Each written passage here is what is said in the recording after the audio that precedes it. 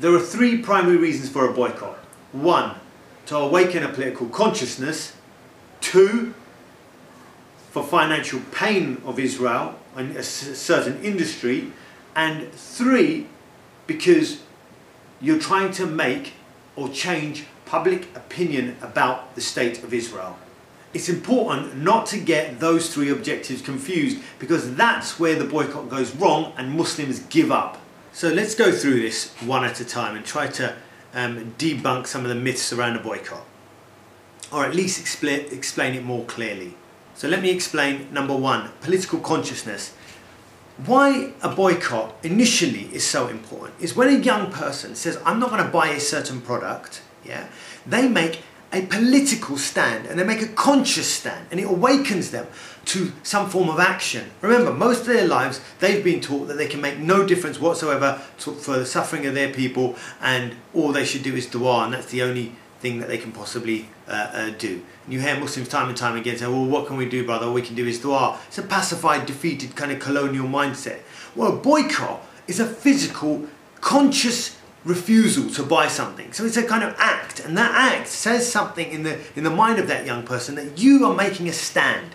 It's a physical stand, a mental, conscious stand against the harm of your brother. So it makes no financial difference to the company, but it makes a conscious awakening on the human being themselves. So that's the first most important thing.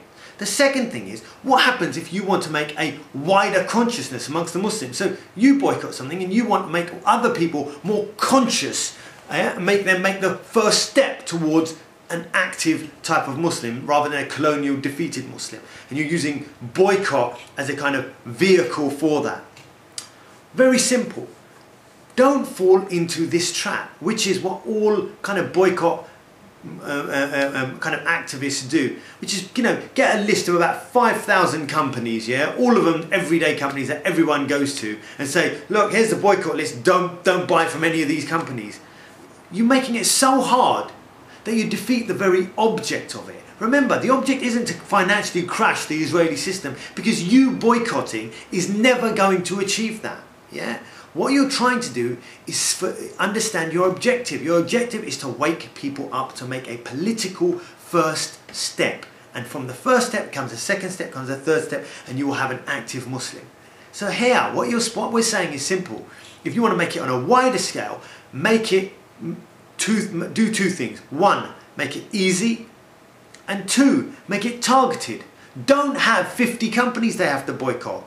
Give them specific companies, 1, 2 or 3, or specific products. I.e., what I would say is, don't boycott every company that ever traded with Israel. Simply boycott Israeli companies that actually exist within Israel, not invest in Israel, but actually are from Israel. If you disagree with that, that's fine. But again, I say to you, keep it a small, tiny number of companies and make it specific and easy for people to boycott. A long list of companies, all major outlets that exist in every high street, will make it difficult and therefore not taken up.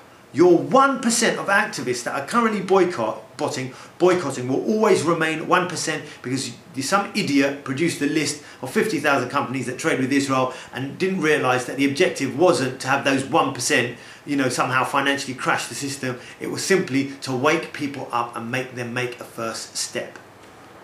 Now, does that mean that you can't financially harm Israel? Of course you can, by boycotting, but it's in a different way. Financially harming Israel means that the majority of Muslims must purchase a product, an Israeli product, and you must stop them purchasing it. For example, Israeli dates. In the month of Ramadan, hundreds of millions of pounds are spent across the world by Muslims eating Israeli dates. Here in the UK, the biggest sellers of Israeli dates are Muslim shops. If you want to hurt Israel, don't just boycott silently everything from Coca-Cola to McDonald's. The idiot's game. Choose a single product that Muslims all go to, Israeli dates, and then hit the shops, the Muslim shops that are selling them. soon you will find Israel have lost hundreds of millions of pounds. Yeah, Muslims at the same time become politically conscious because they're boycotting Muslim shops. Yeah, picketing Muslim shops who are selling it. Muslims, it's become a kind of cause for the Muslims to get rid of this cancer within the Muslims, and all of a sudden you've not only hurt a specific industry in Israel, the Israeli date industry, but you've woken thousands of people up. Whereas if you just say boycott McDonald's is never going to be hurt financially by the 1% of boycotters within the Muslim community. Remember, most Muslims never ever ever will boycott, so don't make it hard because you're always going to remain 1%. The other thing that is widely known is the kind of boycott divestment campaign, and this again isn't some type of stupid Muslim kind of boycott campaign where they text everyone saying boycott Tesco's for goodness sake, yeah, as if that's going to make a difference, as if any Muslim apart from the most committed Muslims are ever going to boycott Tesco's or Sainsbury's or any of these companies. They're not. Yeah, stop wasting your time. The boycott divestment campaign is far more strategic. What they do is they target certain universities, companies, councils, whoever is actually interacting with Israel, and then they be active about the boycott. They don't just go, you know, don't go to that council. It helps Israel. Don't ever use the council.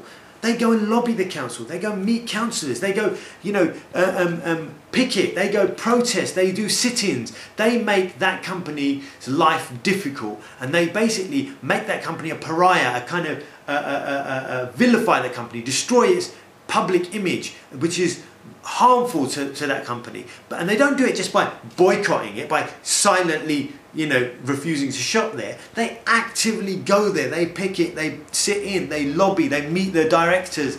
They basically are very active ensuring that companies no longer want to invest in Israel.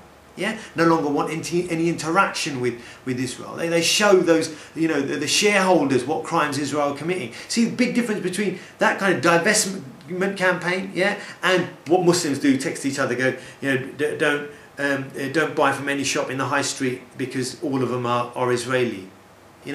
Completely pointless. So remember, there's 3 things you can do. All of them are effective, but know why you are doing it. 1, you are waking people up to make the first political stand of their lives.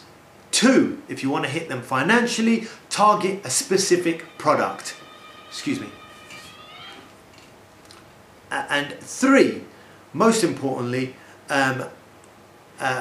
if you want to be involved in a real boycott, get involved in a divestment kind of organisation that really targets companies and stops them by meeting their shareholders, campaigning by sit-ins, etc., and making that company no longer want to trade with Israel. They're the 3 things you can do. Please stay away from the pitfalls that I've said can harm the cause. Thank you very much. Assalamu alaikum.